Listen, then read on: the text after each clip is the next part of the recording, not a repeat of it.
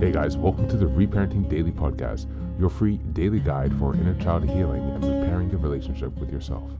This podcast helps you establish a consistent reparenting routine and is divided into 3 sections. The first is a daily reading, the second is a discussion of that reading, followed by suggested journal prompts, and the last section is a peaceful binaural beats meditation for closing. Good morning, good afternoon, and good evening from whenever and wherever you're joining us. I'm so glad that you can join us today on this journey of healing, self-expression, and growth. If this is your first time, welcome. As a celebration of recently passing episode 500, I've opened up a free membership tier for our Patreon community.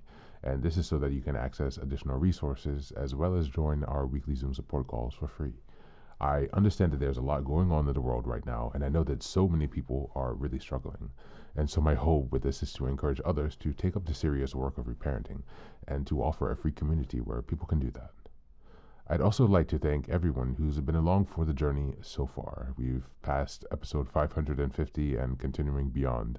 And so this is just a reminder to you all that this is a free podcast, but if you'd like to support the project, you can purchase the Reparenting Daily Journal where you can follow us along all year.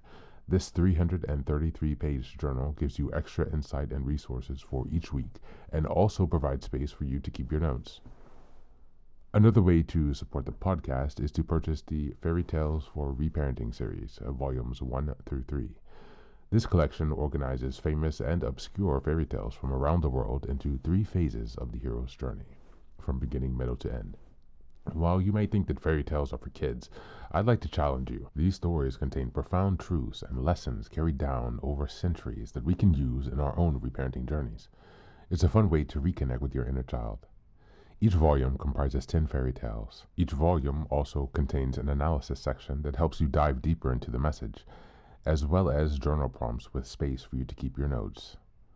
Lastly, you can also support this podcast by taking a paid Patreon subscription, by purchasing some of the books that are available on Amazon, or by donating on Buy Me a Coffee. You can find all this information on the Support Us section on the website. Thank you again for your time. And so now with these announcements out of the way, let's dive into today. Today's reading is an article by Claire Hodgson at Tiny Buddha. It's a blog article, and it's titled Live by Your Values and Everything Else Will Fall into Place. Just as a reminder, this is January. The theme is self-awareness and self-reflection. We're in week 3, January 15th through the 21st.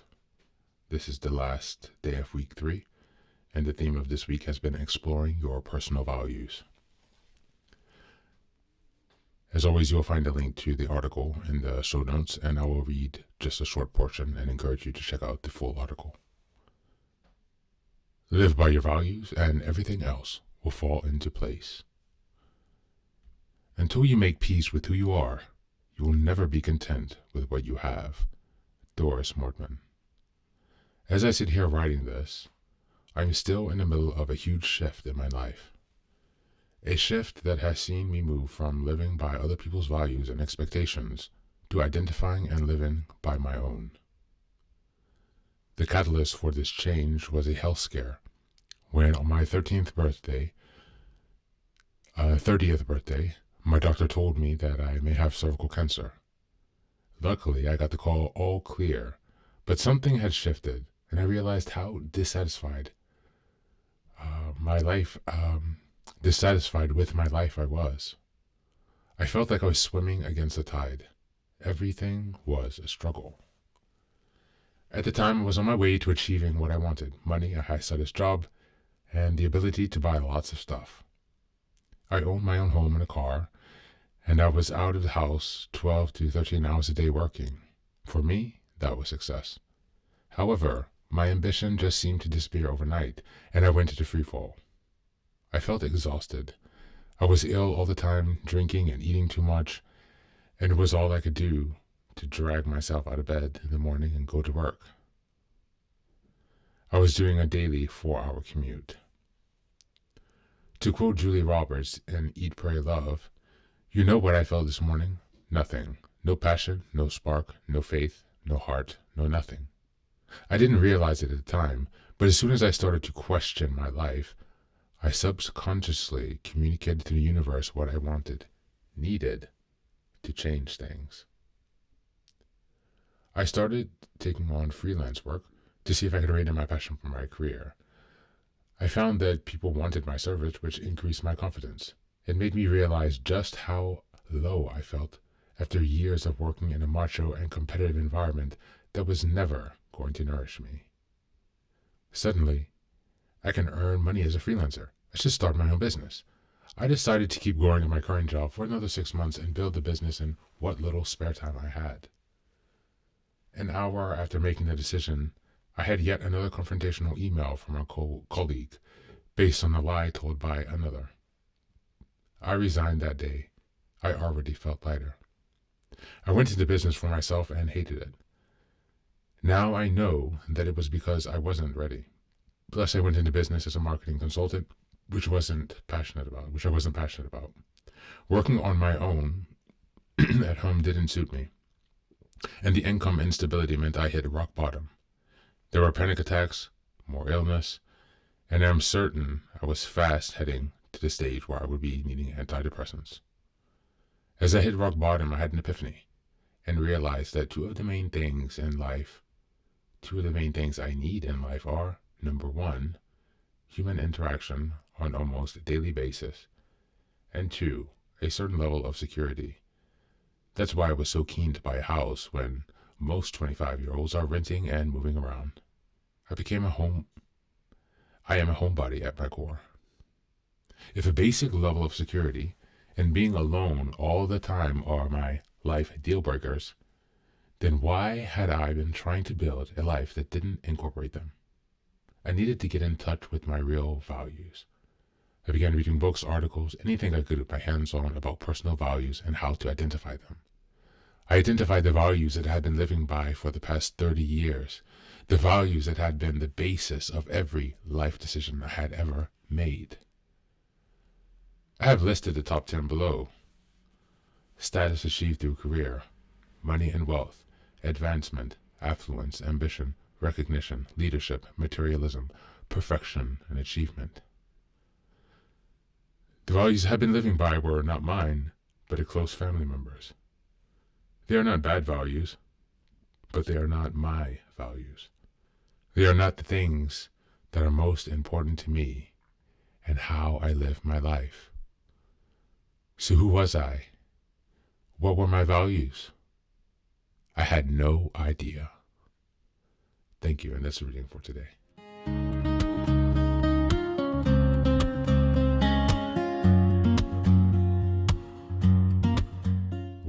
Welcome back. Now, this passage highlights the journey of recognizing when the values you're living by are not truly your own, a realization that lies at the heart of reparenting. Reparenting involves identifying unmet needs from childhood, addressing the belief you've absorbed from caregivers, and redefining your internal narrative. Much like the author's experience, this process often requires taking a step back to see which values are externally imposed and which resonate authentically.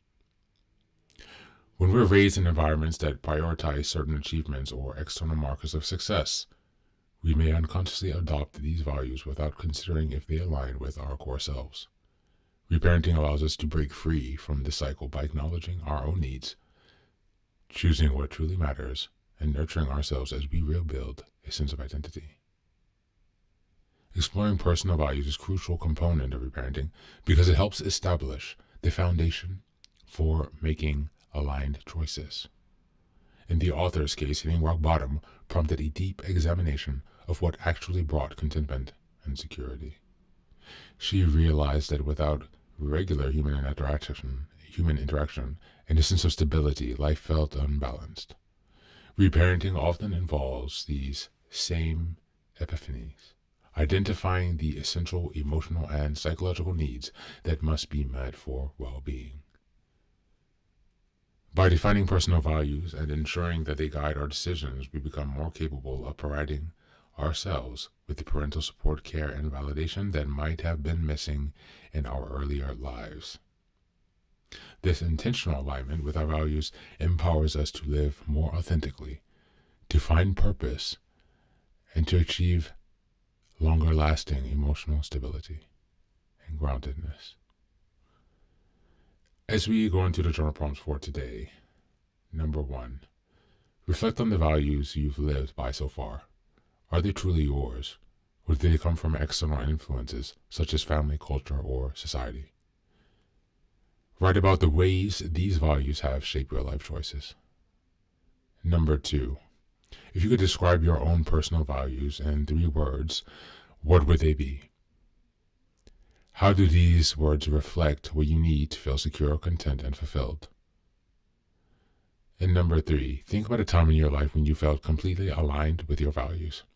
What was happening, and how did you know you were living authentically? How can you bring more of that alignment into your current situation? Thanks for being here, and as always, take care of yourself, and do be well.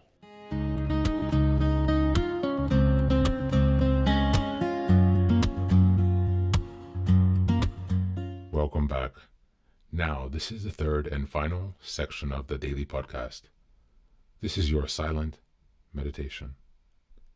Please find a place where you can be comfortable and undisturbed, where you can relax and spend some time with yourself for this 10-minute silent meditation. You can choose to be sitting, standing, lying down, or in whatever position makes you comfortable today. Just take some time to listen to yourself. Next, be sure that you are taking some time to be with your breath to connect with your body. Don't be disturbed or overwhelmed by your thoughts. Simply allow them to pass. Just observe them. Do not engage with your thoughts. Only be mindful of them passing, as if they are drifting down a river. Use this time to connect with yourself. Whatever time of day you are listening to this, Namaste.